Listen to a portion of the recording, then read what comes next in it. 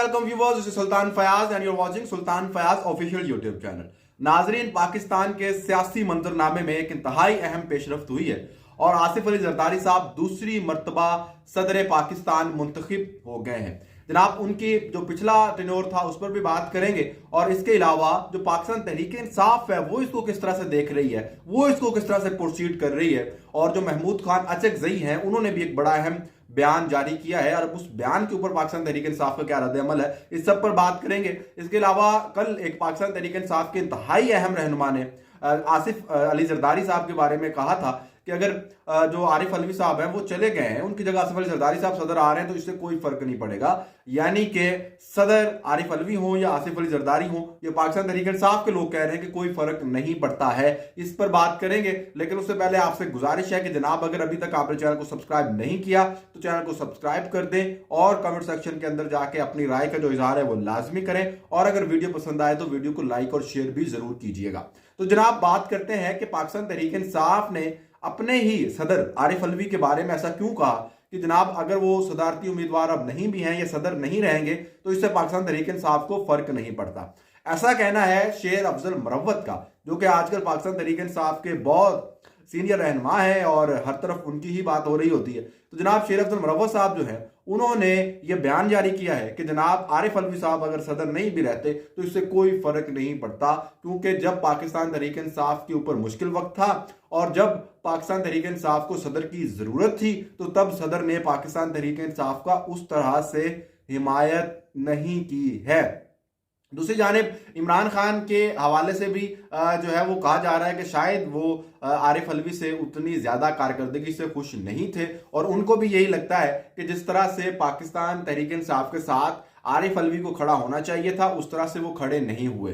आखिर पे भी जब इजलास बुलाए जाने का वक्त था तब भी पहले तो आरिफ अलवी ने पाकिस्तान तहरीक इंसाफ के जिस तरह से बयान था, जो उनका स्टांस था, उस पर खड़े हुए और कहा जी कि मैं इजलास नहीं बुलाऊंगा जब तक मखसूस नशिस्तों का फैसला नहीं हो जाता। लेकिन बाद में फिर उन्होंने इजलास को बुला लिया। अब इमरान खान उनके इस अमल की तारीफ कर चुके थे कि जनाब आपने ये बिल्कुल अच्छा किया है, सदर ने बिल्कुल ठीक किया है, लेकिन उसके बावजूद आरिफ अलवी ने फिर इजलास बुला लिया। तो अब इसके ऊपर पाकिस्तान तहरीक इंसाफ के अंदर आरिफ अलवी साहब का मुस्तकबिल कोई इतना ज्यादा रोशन नजर नहीं आता। उनके बेटे को भी टिकट जारी नहीं किया गया था। दूसरी जानिब आरिफ अलवी के बाद अब आसिफ अली जरदारी साहब पाकिस्तान के दूसरी बार सदर जो है वो मुंतखब हो गए हैं और आसिफ अली जरदारी साहब जो है वो जो हुकूमती इत्तेहाद है उसके नामजद करदा उम्मीदवार थे। उन्होंने जो है अपने Pakistan Muslim League Nawaz, Pakistan Peoples Party, MQM के जो है वो वोट हासिल किए और मौलाना फजलुर रहमान ने इस इंतखाबात के अंदर किसी को भी वोट नहीं दिया है और उनकी पार्टी ने भी किसी को कोई वोट जो है वो नहीं दिया है। आसिफ अली जरदारी साहब को जो है वो पार्लियामेंट से 255 और महमूद खान अचकजई को जो है वो 119 वोट जो है वो मिले हैं। तो बलूचिस्तान से आसिफ अली जरदारी को 47 वोट मिले, जबकि महमूद खान अचकजई को वहां पर कोई भी वोट नहीं मिला है। बड़ा हैरान कौन है। उसके बाद आसिफ अली जरदारी को 246 और महमूद खान अचकजई को 100 वोट मिले हैं। ये पंजाब असम्बली की बात हो रही है और सिंध असम्बली में आसिफ अली जरदारी को 151 जबकि महमूद खान अचकजई को 9 वोट मिले। और इसी तरह से खैबर पख्तूनख्वा के अंदर आसिफ अली जरदारी को जो है वो 91 और खैबर पख्तूनख्वा के अंदर महमूद खान अचकजई को जो है वो 91 जबकि आसिफ अली जरदारी को जो है वो 17 वोट मिले हैं। इस तरह पाकिस्तान के दूसरी मर्तबा मुंतखब होने वाले सदर जो है वो आसिफ अली जरदारी साहब हैं और इसी तरह वजीर आजम जो दूसरी बार मुंतखब हो चुके हैं शहबाज शरीफ, तो ये मिलकर जो है वो अब हुकूमत को लीड करेंगे।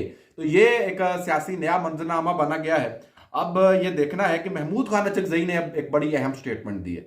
उन्होंने कहा है कि वो मुल्क में सियासी कशीदगी कम करना चाहते हैं और इसके लिए वो नवाज शरीफ से अपील करेंगे कि वो ऐसे लोगों को, कुछ समझदार लोगों को जो है वो ये काम सौंपे जो कि उनकी पार्टी में हो और वो फिर सियासी मंजरनामे को जो है वो जरा ठंडा करें, तब्दील करें। और उन्होंने आसिफ अली जरदारी को जो है वो सदर मुंतखब होने के बाद मुबारकबाद भी दी है। अब सुन्नी इत्तेहाद कौंसिल का इस पर क्या रद्द-ए-अमल होगा? क्या वो भी महमूद खान अचकजई की तरह आगे बढ़ के सियासी टेम्परेचर को कम करने की बात करेंगे? क्या आसिफ अली जरदारी को वो भी मुबारकबाद देंगे या नहीं देंगे? मेरा नहीं ख्याल कि वो देंगे, और हालांकि उनको देनी चाहिए।